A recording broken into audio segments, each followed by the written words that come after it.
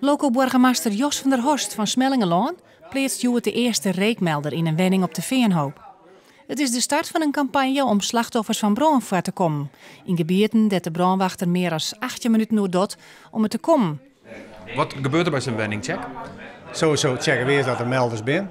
Wel de meeste melder hebben ze die, of doet dit niet meer, dan hangen we het al melders op.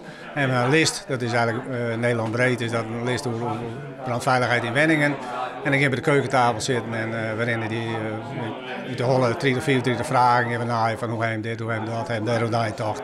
Nou wen je hier gadelijk en er is rondom wetter om een huis, dus je zou net zeggen dat je voor een blusprobleem is, of wel?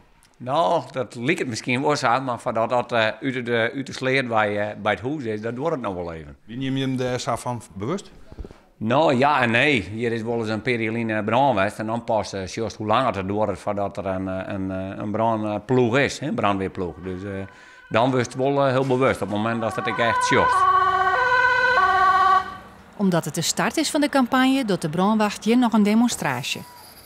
Maar met zo'n actie voorkom je misschien branden en mensen bewuster maken. Maar je komt net een spathudder op plakken als die 18 minuten dat dus. Waar het om gaat is dat in ieder geval de mensen en de levende haven zo snel mogelijk het pand kan verlaten. En dat ze ook op tijd worden gewaarschuwd door het middel van die rookmelder. Maar wordt er nog praten om misschien toch een kazerne hier in de buurt of in die boerengebieden te plaatsen? Daar wordt inderdaad nog over gesproken, ja, over een kazerne. Hoe ligt het bij je in huis? Op zich goed, alleen we hier geen brandmelders en die zijn op plaats. En dat jouwt wel een stuk een veiliger gevoel dat we nu helemaal klaar zijn en we hadden wenningcheck gaan en dat lijkt het goed, ja, met de vluchtwegen. 1800 wenhuizen in Friesland krijgen een reekmelder en een wenningcheck. En dat zal onder december takken meer doorje.